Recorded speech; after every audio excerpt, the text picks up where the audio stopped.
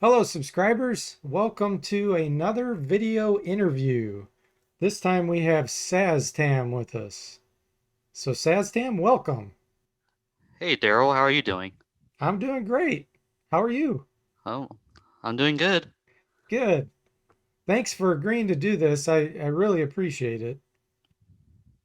Oh, no problem. It's actually kind of an honor in a way. I Nice. followed your channel for at least a couple of years, and Awesome. I only got to know you recently due to me starting to watch your streams and stuff. Before that, I was mainly just watching the reviews. I must say enjoyed it a lot, especially the multi-part Pool of Radiance reviews. Oh, yeah. Cool. Well, Yeah, as like a nostalgic factor. I like watching people talk about old games and stuff that I played. yeah, Then I absolutely. watched the Hills for review. Uh-oh. Another game I actually enjoyed back in the day, which I actually agree with you. It's not that good a game, No, but I it's kind hear of like, you. oh, this is what we had. Right, right. I hear you. I played that game a lot too. And I also played a few of the others a lot that I gave bad reviews today. Bad grades, I should say. But no, thanks again for coming. So, um, what we're going to do is just go through, there's basically four categories. The first category is just a little bit of personal information about yourself. This is for the gaming community. The whole purpose of these interviews is so that we can all get to know each other better, the ones that are content creators like yourself, and hopefully others will discover your channel and, it'll just grow the gaming community. So, the first question I have for you is why did you choose Saztam as your YouTube alias? Well, Saztam is a character from, he's a D&D character actually from Forgotten Realms. And he was one of God, I'm blanking. He was one of the wizards of Thay, the Red Wizards. Yeah, the Red Wizards of Thay. He was one of the rulers. He was a lich, pretty much like a necromancer, but he became a lich. And I don't know why. I was just always been fascinated with that character because he's conniving and devious, Yeah, and he strategizes real long term. cool. Yeah, that's And that's I an don't know. I've always just liked that character. yeah, excellent character to pick. Um, So you don't have to, but I always ask, do you want to share with the viewers your first name? Yeah, it's Josh. Josh. Okay. Good. Good to know, Josh. Yeah, you can call me that instead of Saztam if you want. Well, it's up to you because some people like Yeah. being called the alias because otherwise, like during live streams, um, when you use the alias Saztam and then if someone says Josh, like, who are you talking about? Yeah, I'll never use it online hardly, so yeah, it might just be better to stick with Saztam. Yeah. We'll just stick with Saztam then for now, but we know your name's Josh, so thank you for that. Okay, another question I ask some people don't want to answer, but the reason why I ask this is because then the viewers can kind of relate to you based on their age. Like I was born in 1977, so others that were born around the same time, they're like, "Oh yeah, so I grew up probably about the same time you did." So you know this game, you know this game. So do you want to share what year you were born? I was born in like the later half of 1979, Okay. so I guess I'm barely a Gen Xer. Yeah. I don't know, like some like generations that no one can agree on like when like Gen X ends and millennial begins, but I'm kind of like on that border. But Right. I kind of think I'm more of a Gen Xer because I grew up in that environment with the NES and you know latchkey and all that stuff. Yeah. Usually associated with Gen Xers. Like Right. I was a kind of a free range kid. I just went out and did kind of played wherever I wanted to, and no one really stopped me. Yeah. Nice.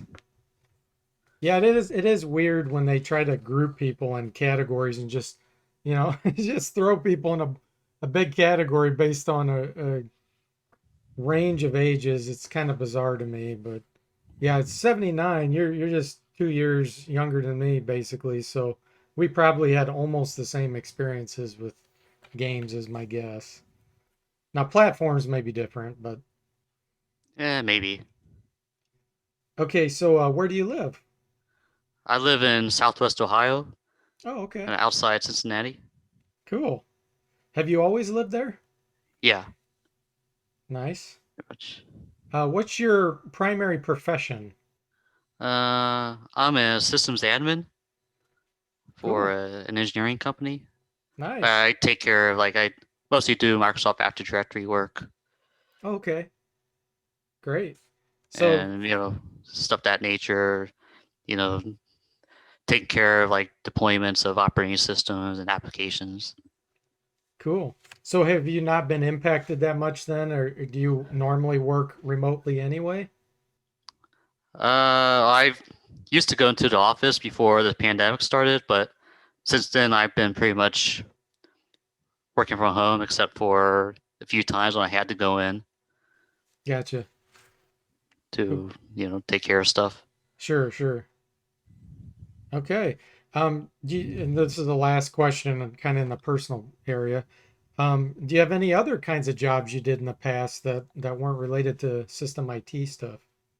Uh, Not really. I mean, I started I guess my career doing basic computer repair, PC tech work.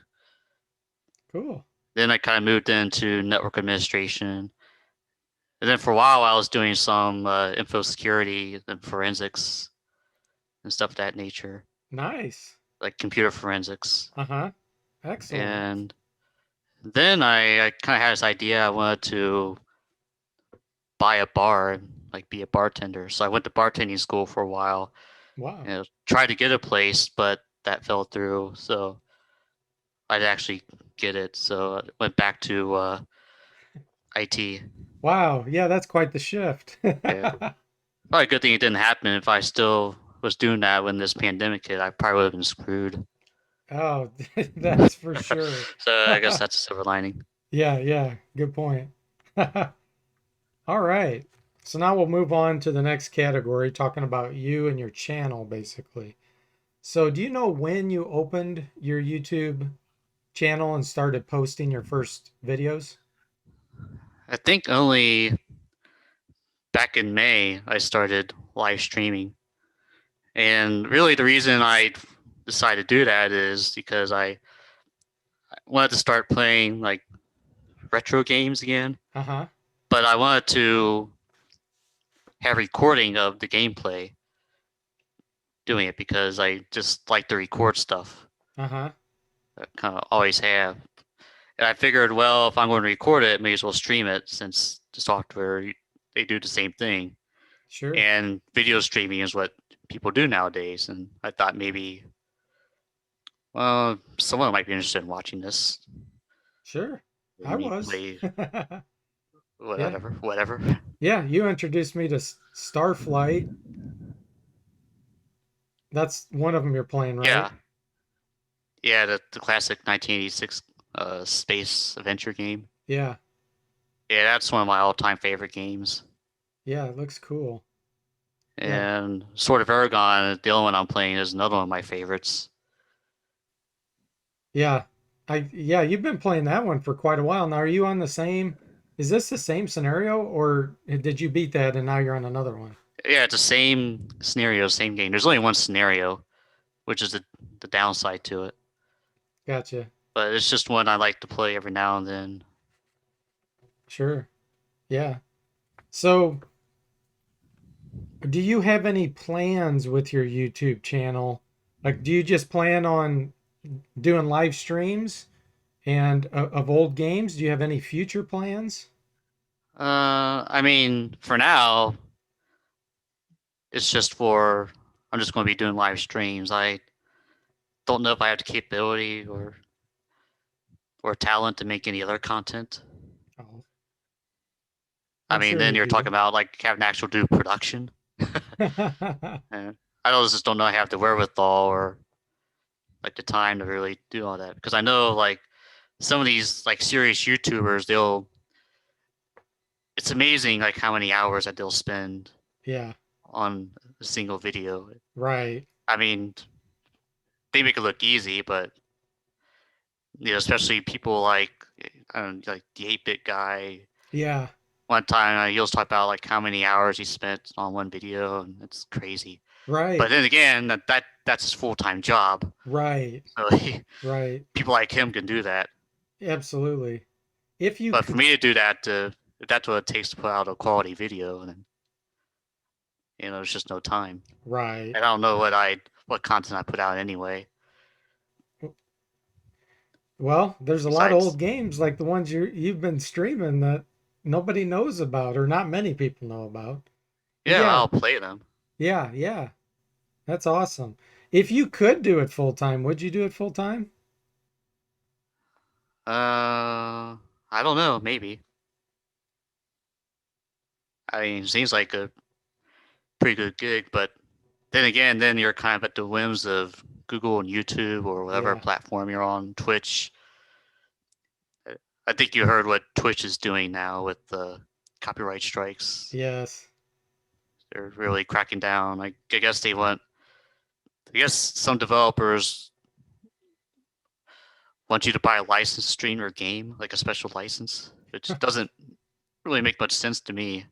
Oh boy. Yeah. Yeah, it's like, you're the one promoting the game by playing it, and that actually should be causing sales, where someone's like, wow. Like I know the Bard's Tale, when I was streaming that, I heard multiple people say, man, I'm going to go buy this now. So they'll probably see drops in sales if they start doing that. Well, even then, the developers came into your chat and they thanked you for streaming it, Yeah, which what I was think the, is the right attitude to have. yeah, in Exile, they had it right. Kudos in Exile. But yeah, that's just crazy. Okay. So, have you worked on any gaming related tasks, or you could say IT related tasks that were somewhat related to gaming outside of your YouTube channel? Not really. No? I mean, I'm not really in the gaming industry. Sure. Yeah, like some people I know they, I mean, the only gaming related thing is I used to be involved in catching employees playing games on company time. hey, that counts. That's one of the things they're looking for when I was a security operations person. Uh-huh. Did that was that a difficult task or was it pretty easy? I mean, it's pretty easy based on like the proxy traffic and what they had on their machines. The thing I didn't like about it was I just kind of felt like I was this hall monitor person. Right. Right? Didn't really feel right to me to just. I mean, I knew they were like doing wrong, but still, it just didn't sit right to me to have to be the guy to like go there and bust them and have to talk to them. Yeah. Yeah, that'd be a rough job. Hopefully you didn't have to do that too long. No.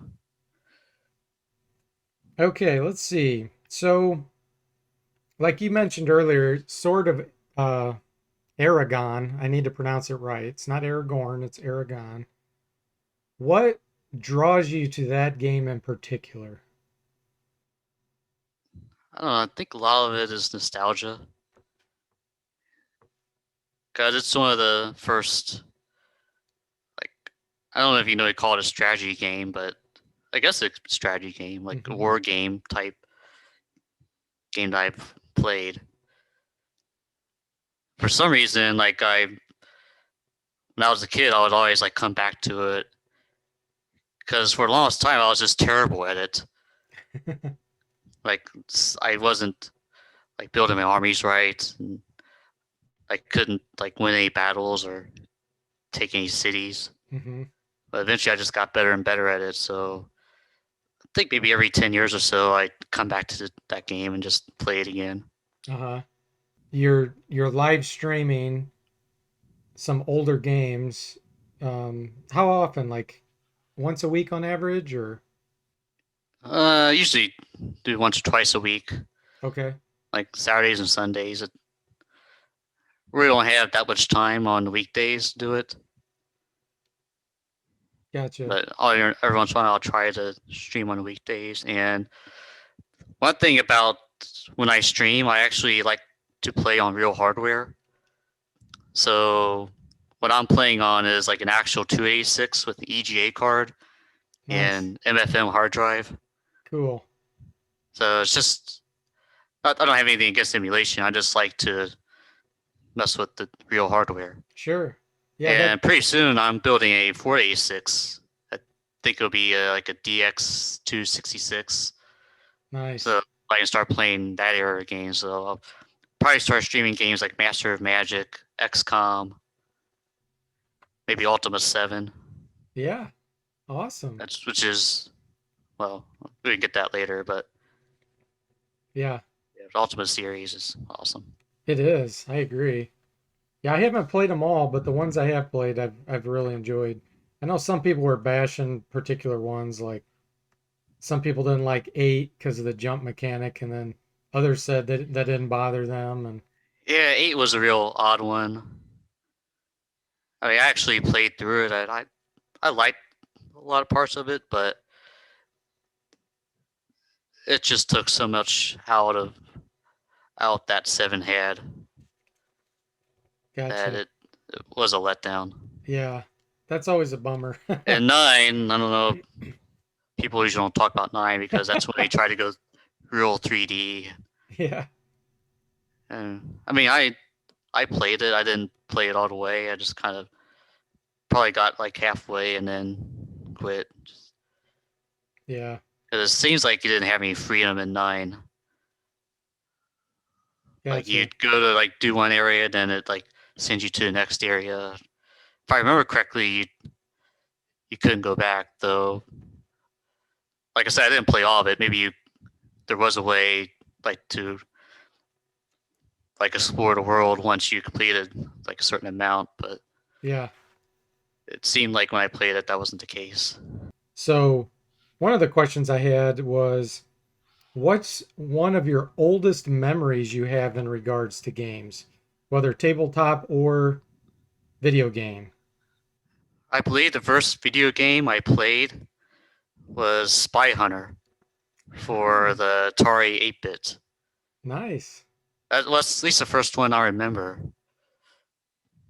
Cool. Though we also had a 2600, I think before that my parents had. I might have played games on that, but I don't really remember that too clearly. Uh-huh.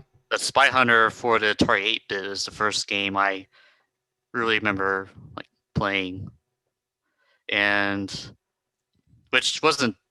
I found out later wasn't the best version of Spy Hunter. Hey, it was the I first think version that you knew. I mean it was alright game. It's just like a I don't know if you're familiar with it, but it Yeah. kind of drive around in a car and other cars chasing you. You have to like lay down oil slicks and Yeah. stuff. Yeah. Helicopters are shooting at you. Yeah. I remember playing that one at the arcade. That was a lot of fun. Yeah, it came out in arcade first. Yeah. So did you not have much experience with arcade games, or did Not at that point, no. I mean, I was real little, probably maybe 6 or 7. okay. Gotcha. And one thing I remember, doing is because my dad had all these games on floppy disk, which are pirated. But I wanted to make a disc of games, so what I did was I put a label on a disc and wrote on the label the games that I want on the disc. And I thought just by writing the name of the game on the disc meant that that game was on the disc. I didn't understand yet the concept of if you had to copy from one disc to the other. Nice. That's imagination for you. You know, Of course, kids, I think it was my dad told me like, he just kind of laughed and said, it's not how it works. hey, It's like, oh, kids have imagination, man. You can't stop it. Yeah, that's why I learned how to copy games. Yeah, yeah. That's awesome. Alright. No, that's great story. That's the kind of thing people will want to hear because, everybody has a similar experience.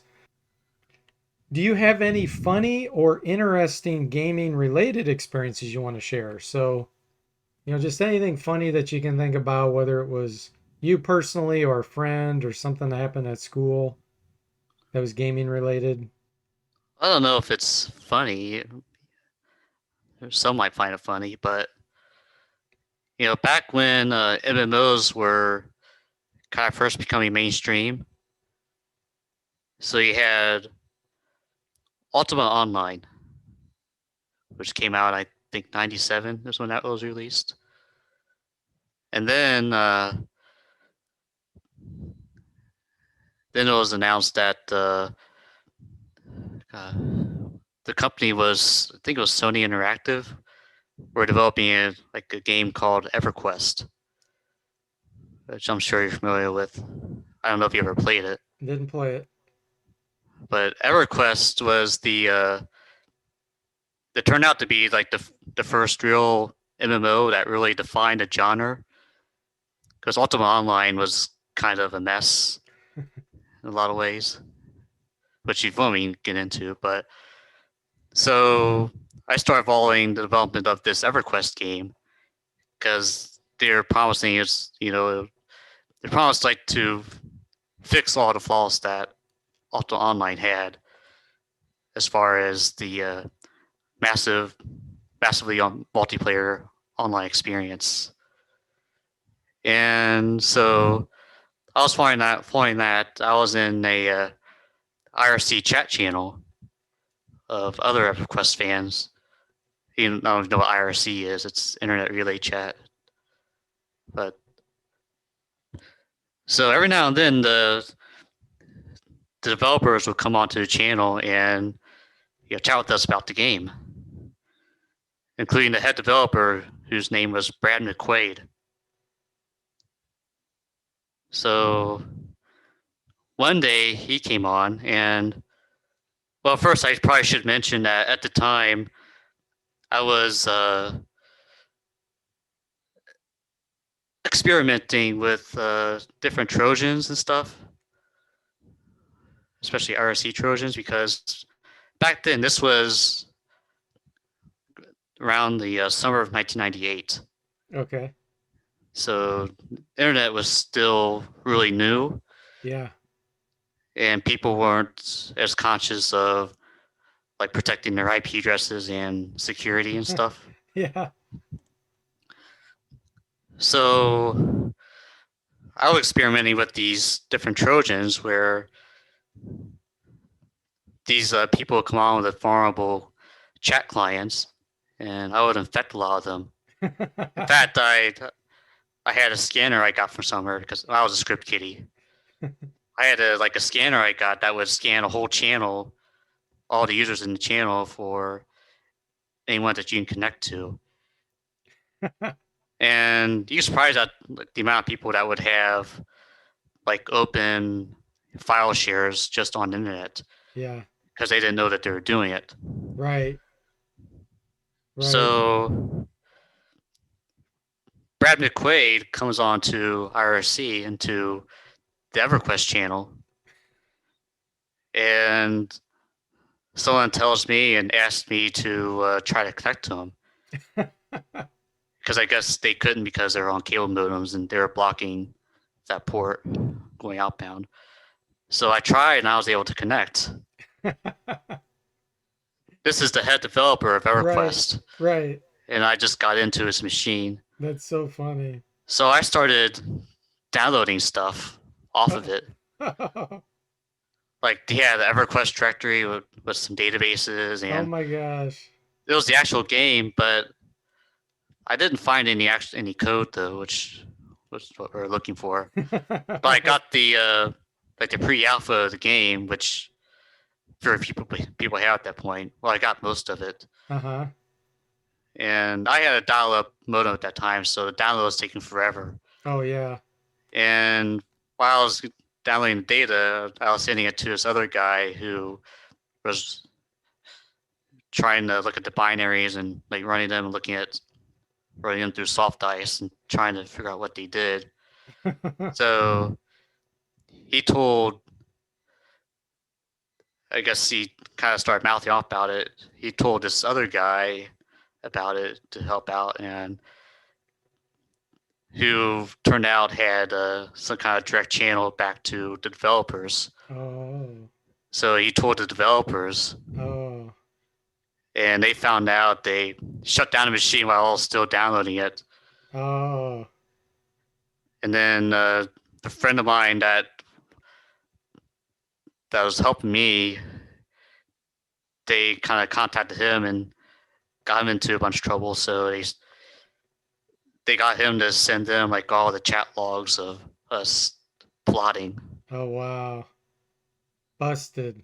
Yeah, I got busted, and then they found out about me, and like even back then, I had my own domain name that would come on IRC with, Oh, okay. and back then you could like who is a Uh-huh. domain name, and you'd always get correct info because was no such thing as privacy guard or anything. Right. So they found out my home address and my phone number, Oh boy. and the CEO of like Sony Interactive. I don't know if he was CEO at that point, but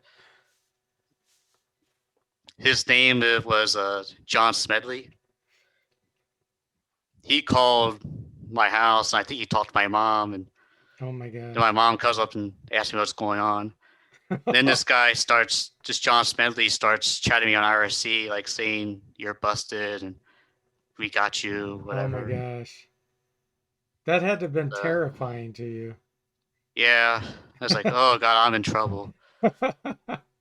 But so they called my ISP and got me my internet service cut off, but nothing else ever happened besides that. Wow. That's really good break. So I stayed off the internet for about a couple of months, and then I signed back on with a different ISP. But my friend, I think he got into more trouble with his parents. I think they took him out of school or something, or Hmm. made or I think he was like living with his mom at the time, and they sent him to live with his dad, something like that. Wow. He had to move away. Wow. So That's one heck of a story. The viewers are going to be really, really interested in that story. yeah, unfortunately, Brad McQuaid passed away. I Hmm. think a couple years ago. But Yeah. yeah, he was. I mean, what he did was, I don't know, I'm not sure if I'll say ingenious, but it was like EverQuest is hugely successful. Right. Yeah, absolutely. Being one of the pioneers to do something that's so different and revolutionary that that's a huge deal. Yeah, and what he did, he was a fan of MUDs, Hmm. multiplayer user dungeons.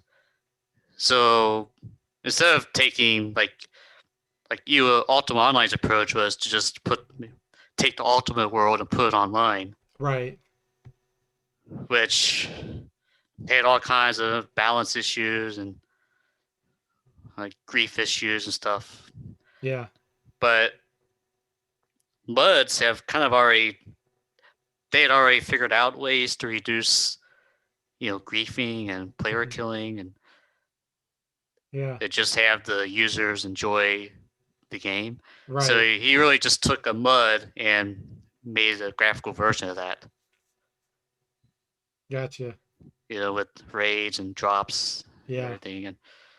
And yeah, he helped define the modern MMO, Hmm. Yeah. and that's basically what World of Warcraft is, and Right. all these other games. Right. I played this Korean game a while back called Archage or Hmm. Arcage, not sure how you pronounce it, but it was kind of more focused on getting housing and property and stuff like that. Oh, okay. Though of course you could fight and kill stuff and level up, and there's player killing. Hmm. I Is played this other one a long time ago called Anarchy Online, hmm. which which is kind of like in the same vein of EverQuest, only it's like more sci-fi-ish. Okay. So instead of magic, you had nanobots. That was pretty much magic, but they just said, "Oh, we're not. It's just sci-fi, so we don't have magic. We have nanobots Yeah, that could generate fire and lightning." And right.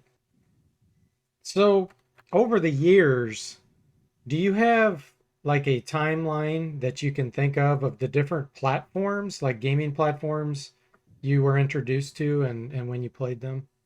yeah, my first the platform I played with was the Atari 8-bit and the 2600/5200, and then I got introduced to the NES, but I did not have one. But all my friends on the street I grew up on had one, so I'd go over there and we'd play like Super Mario Brothers on the NES, which at the time was an amazing game. Yeah. I mean, there's really nothing like it. And then, kind of around the same time, I started playing PC games. You know, when I went to see my dad, I play on his like AT clone. So I played like games like 688 Attack Sub, this flight simulator named Jet.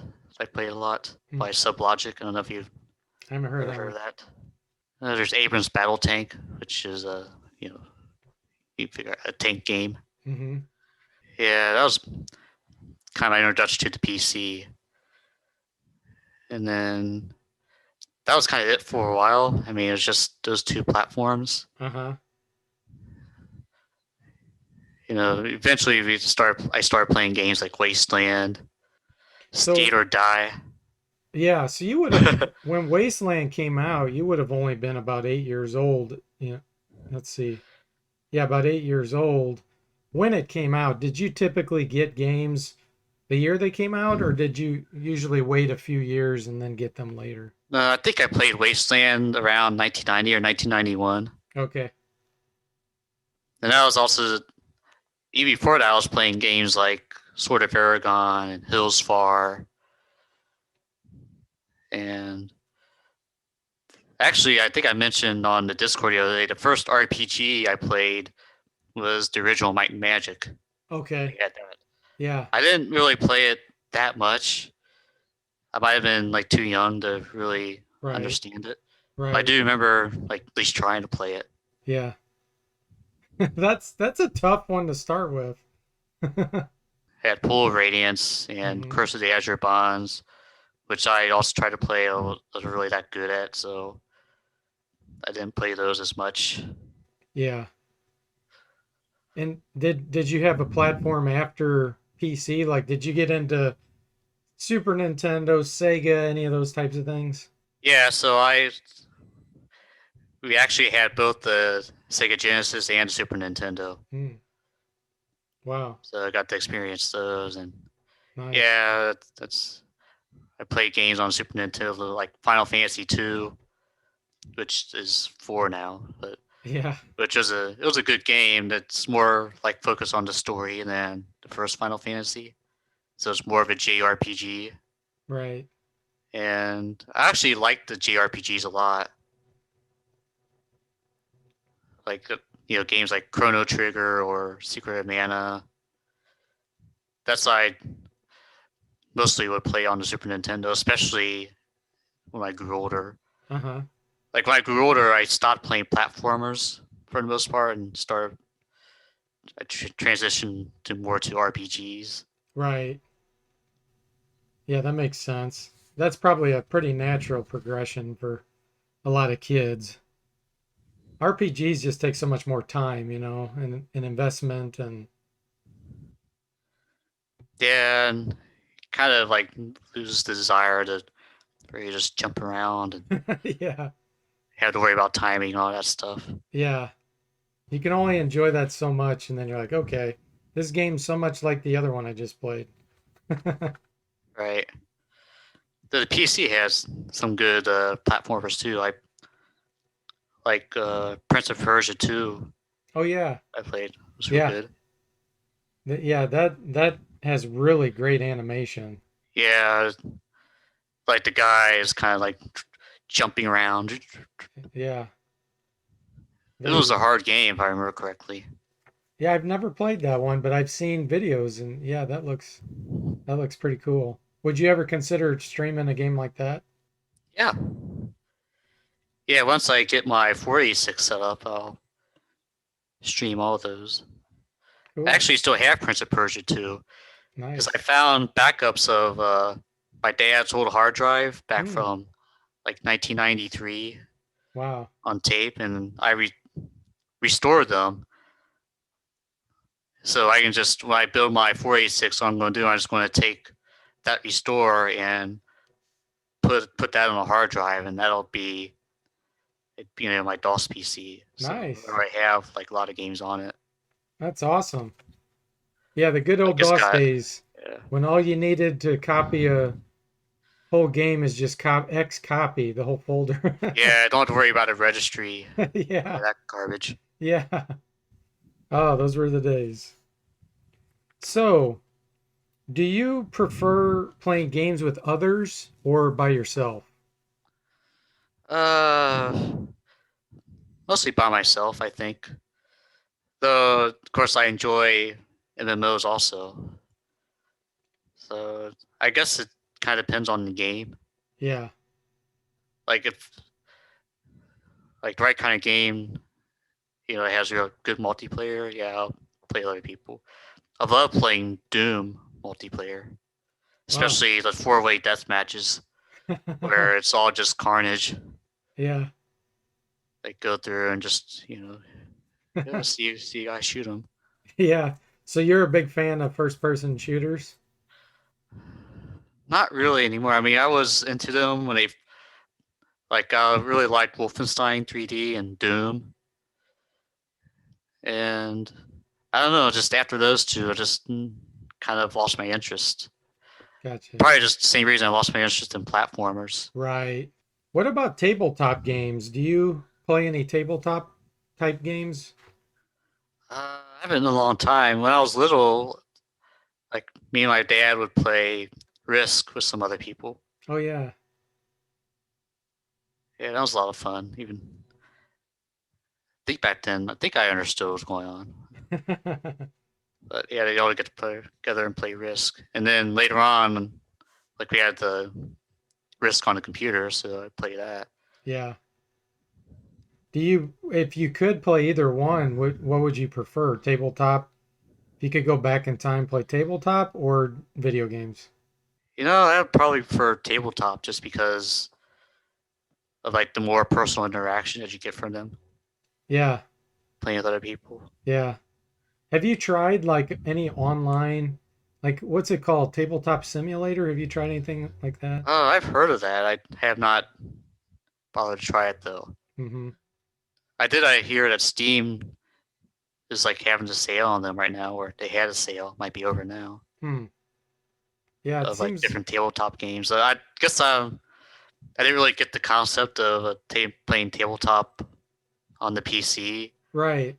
I mean, if it's on a PC, then it's a video game, isn't it? Right, right. Maybe I just not understand what's going on with that. Do you have any favorite games that you can think of? Like, I know you like Sword of Aragon because you say you go back and play that every once in a while. Do you have any that you play like every year? Not really. I'm not really the kind of person that, until recently, I haven't really gone back and played old games Okay. besides Sword of Aragon. So I don't know. You might say that's my favorite game, but really, I think the game I enjoyed playing most and actually had played again a few times is Ultima 7. Oh, okay. Yeah, just the whole like world of Ultima 7, like the things you can do in it. Ultima 7 and Serpent Isle Mm-hmm. is just amazing. Yeah, it is. It's kind of still amazing today that all the stuff you can do. Do you have any well, I guess we'll do what's your favorite game genre? Nowadays it's really like 4X games. Yeah, just games like you know Stellaris, Uh-huh. Civilization games, Yeah, and Crusader Kings. That's the game I really like right now. cool. So I only just started playing. Yeah. But I Have mean, you as far as modern games, those are the kind of games I go to. Even though Civilization, I like Civilization 5 and up, I'm not really too thrilled with because they just made a lot of changes to those games. And hmm, just trying to make it simpler, so you have like less units and right. Do you have a least favorite genre, like a certain genres of games you just have no interest in playing? like maybe anime dating simulators. I don't think I'd be interested in playing any of those. That's a good one. Of course, I don't know Yeah. if you can really call them games. Yeah. You know what I'm talking about, where it's like a story kind of game where you go in and you meet the girl and you have like three options of dialogue to choose from, and depending Yeah. on what you pick, she might slap you and or Right. Yeah, it's a game. kiss you or whatever. Yeah, Yeah, exactly. I mean that's the only one I can think of where like a genre I'm not too interested in playing. Yeah, yeah. That's pretty funny. I I never mean, would have thought of I that one. understand the appeal, but it's not something I want to play. Yeah. Do you prefer console or computer games in general? Computer, though I might get a PS5, so I might be getting back into consoles a little bit, but mostly PC is Gotcha. what I've been playing for the past 20 years. My last console, well, I had a PlayStation 3, and I own a total of two games for it. Wow. And the last console I really played was the Xbox 360. I only played like three games for that. One of them was Halo, which I played a lot. Yeah. So yeah, I guess you're talking about first-person shooters earlier. Like I enjoyed playing Halo. I think it was Halo 2 because it's a good game you can play with other people. Hmm. Yeah, like a first-person shooter is perfect for playing with other people. Yeah, exactly. Whereas RPG, it just be real hard to pull that off. I'm not Right. sure how you do that. Right. So, do you prefer retro games or do you prefer the newer games now? For the games I'm interested in, or for like genres I'm interested in, I kind of go back and forth. Like for a while, like right now, I'm more playing retro, but then I might start playing, more modern games again. Yeah. So no real preference for you then on that.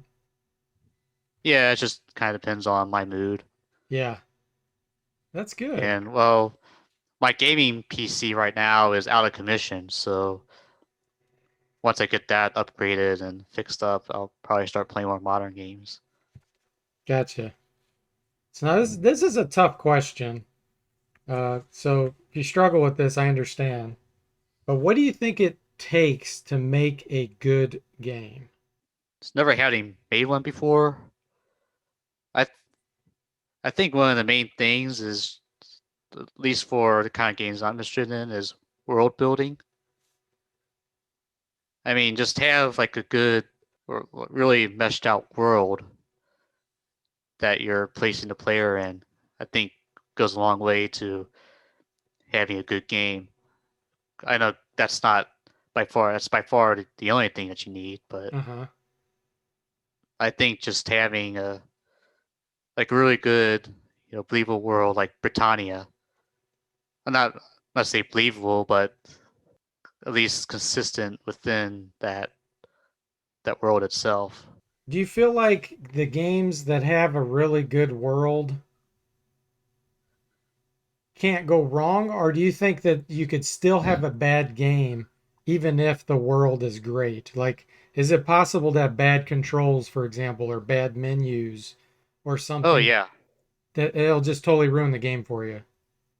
yeah. I mean, like, but I think having a good world is key.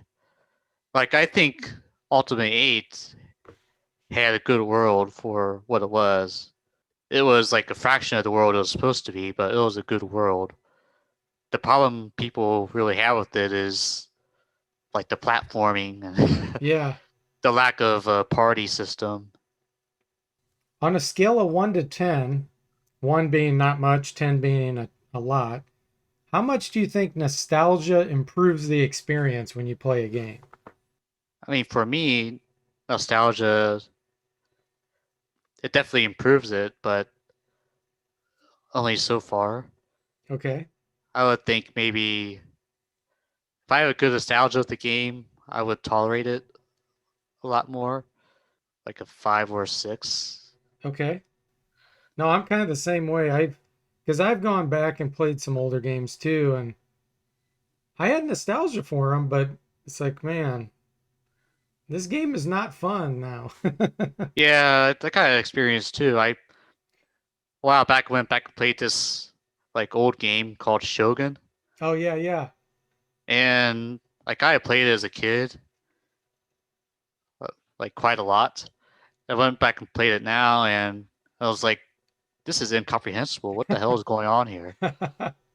I saw your video of that. Yeah, that And then was I nice. there's stuff I started remembering, like the fight people. You just kind of move your character kind of like around the other character, and Yeah, until either they die or you die. It's like, yeah, wow, this is combat. yeah, Okay. yeah. It's funny. Are there any games or mechanics that you considered revolutionary at the time they were created? Yeah, when I first saw Wolfenstein 3D, I was pretty blown away. Uh-huh.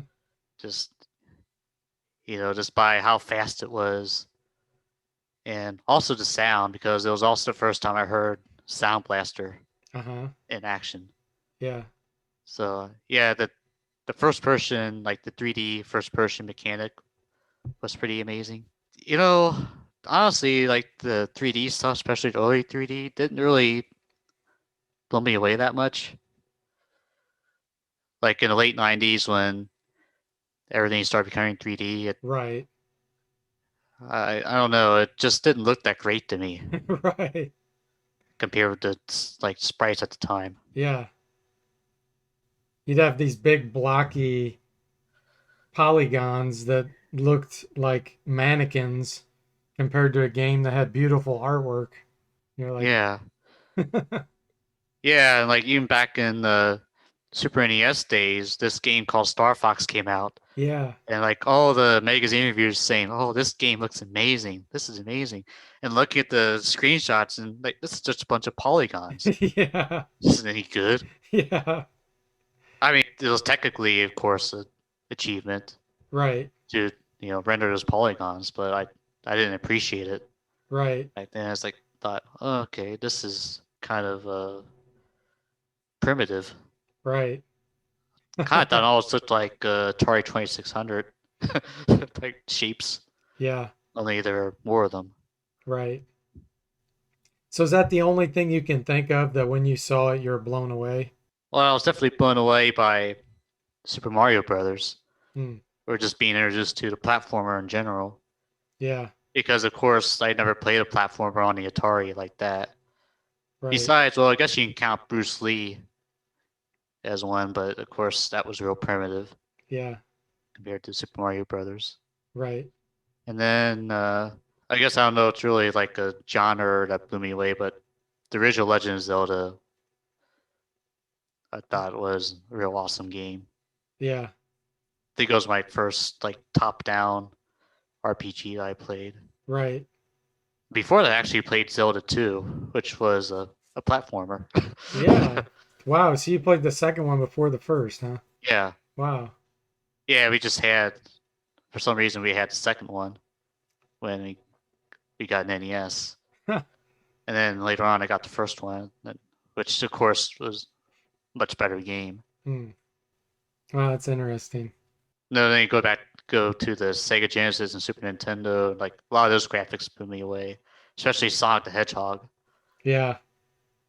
How fast it was. Yeah, Yeah. and keep in mind I didn't really go to arcades back then, so it was my first time like seeing games with like those kind of graphics and colors and speed. Right. Yeah, I had the opposite experience where I saw arcades first, and then I saw like the Atari. So it was kind of going backwards for me. So this is going to be about like the gaming community and industry. So do you have any favorite game developers that you know of off the top of your head? I guess the obvious superstars like Richard Garriott, Sid Meier. I used to admire Chris Roberts before this whole Star Citizen thing. I'm not really sure what's going on with that now. Yeah, and there's this other developer called his name or his or her is Dan Bunton, Dane Bunton. Okay. who created Mule, Okay. which I actually never played, but he also created another game like a year later called The Seven Cities of Gold, Okay.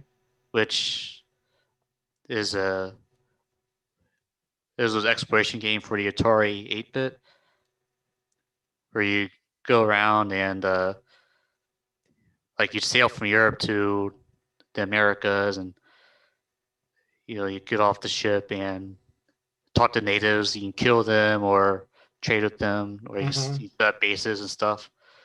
I think it was really the precursor to colonization. Yeah, that's what I was gonna say. It sounds just like colonization. And I think he later on became a woman and changed his name to Danielle. And I think he or she, I should say, died of lung cancer Oh, eventually. oh, that's too bad. But yeah, but a pretty amazing developer created Mule and Seven Cities of Gold, Yeah, which I need nice. to play Mule also. Yeah, that'd be I meaning cool. to. I just haven't had a machine to play it on. Right. Yeah, I'll look forward to that. All these games that you know about that I don't know about, I really enjoy seeing. What do you think about independent game developers versus the big game companies?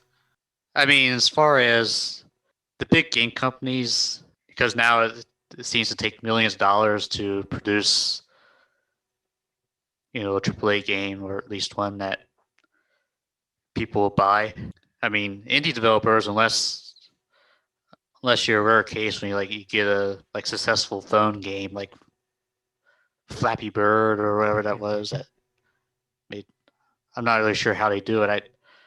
I just wish there was like a middle ground between like indie and the AAA big budget.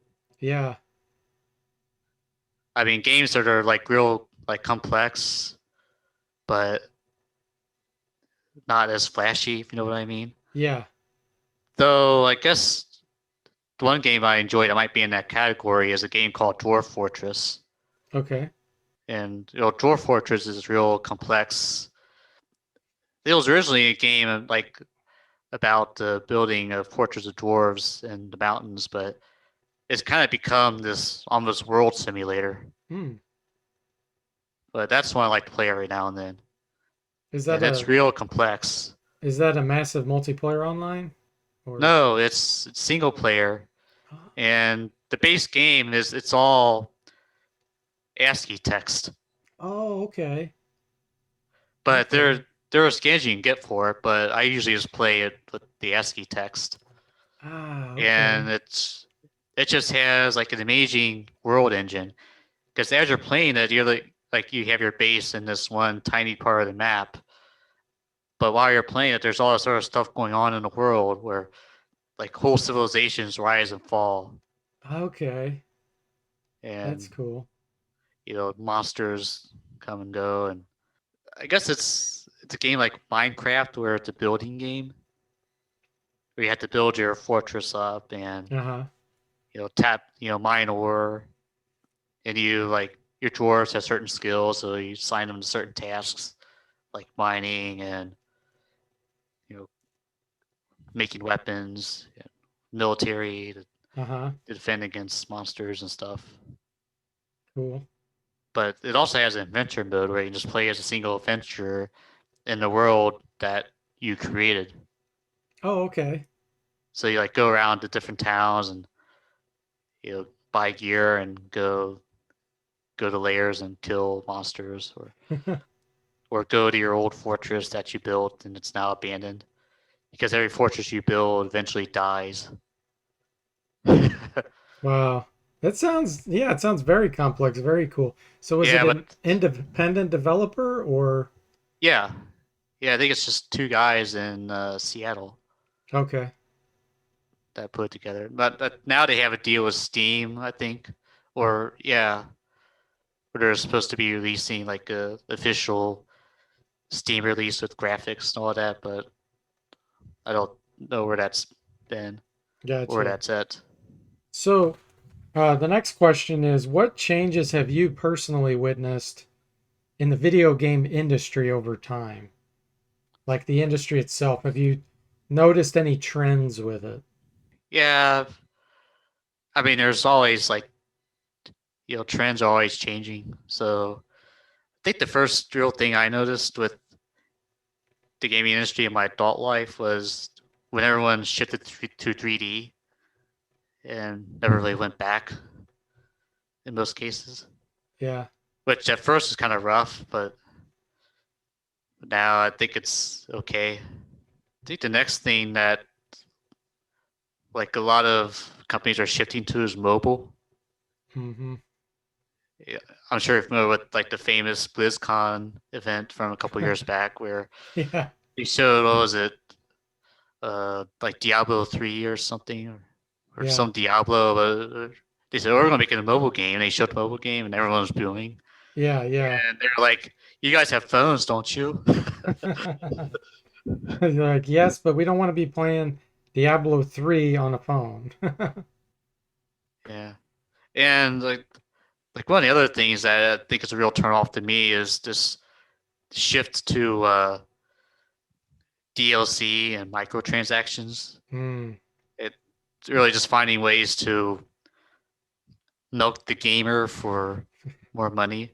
Yeah. Though on the other hand, though the reason they do that is if you buy like even the AAA game online, you're usually spending about $60, 50 or $60. That's how much games were when I was a kid. Right.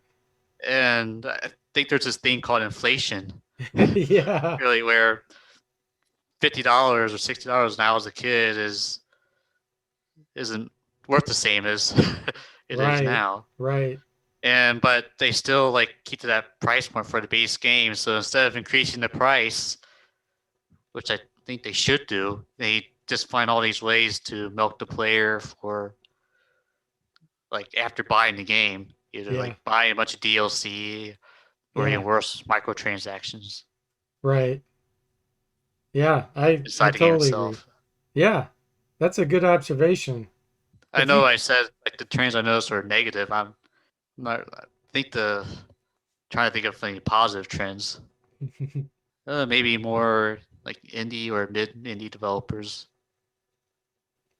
like But crowd-funded type development. yeah, yeah. Just if you get the money, then make the game, Yeah. complete the game. Right, right. Yeah, because that I think that was one of the downfalls of Garriott's latest work. Didn't he like do a Kickstarter or something and Yeah, for Shroud the Avatar. yeah, yeah, So I think it actually did come out though, but right. I understand it wasn't what a lot of people were hoping. Yeah, Of course, he can't make an Ultimate game because he doesn't have the rights. right. If you could provide a piece of advice to game developers, what would you tell them? Don't hate the player. Don't. Well, I mean, don't hate the player, but don't coddle them either. Because actually, I think, I mean, we complain all the time about cheapness in games, like older games especially. But I think a lot of newer games are actually too easy. Yeah, I mean, you have either too hard or too easy. Just don't hate the player, but don't coddle them either. Like, give them some actual challenge. yeah. Do you think that But at the same time, don't do it in a cheap way. Like, if you die, maybe don't take everything that they have and just make them get it back again. yeah. Do you think that games should have difficulty settings, or do you think it should be the same for everybody, like the difficulty level? I don't mind difficulty settings if they do it right. I would prefer it just be the same for everybody, but if you do have difficulty settings, make it so that I guess it depends on the genre. I like strategy games, so if there's a difficulty setting, I would like if they just made the AI play smarter. What I don't like is difficulty settings where you set like hard. It all it does is give the AI like a bunch of bonuses and they can see where you're at Yeah, and all this other stuff. It just I like a level playing field as far as the rules go. I don't really like settings that changes the rules. yeah, I mean, if you're going to like have a hard setting, like the I like the AI to still have the same resources, but just play super smart. gotcha. Okay, cool. If you could change one thing about the gaming industry today, what would you change? Uh, I get rid of EA, Blizzard, uh, Ubisoft. So the big companies. I don't know. Yeah, I think they've kind of like monopolized like a lot of what's being released. Those three. I guess Blizzard is owned by Activision now. Yeah, I'd like to see more like CRPGs come out. Seem like there hasn't really been a whole lot in recent years. Yeah. And the last one that came out that I really liked was Skyrim. Oh, yeah. Though I do have the Witcher series. That's supposed to be good. I have not played those. Another one I've been meaning to try is Baldur's Gate 3. Hmm. That's coming out or might be already out. Yeah. So But what do you qualify as a CRPG? Because there's so much ambiguity with that term. What do you personally consider a CRPG? well, I said that like I think most people when they say CRPG, they're talking about like the older RPGs. Yeah, it is kind of an ambiguous term because like you have games like Final Fantasy, which I think is really just a CRPG on a console before like console RPGs became like more their own thing, like kind of like I guess you call those JRPGs. Yeah. Even though there are a lot of JRPGs on computer too, especially the Japanese NEC systems. I Yeah, yeah. The last question is, do you predict any big changes in the gaming industry in the future? like to see where like the graphics goes with like ray tracing and stuff.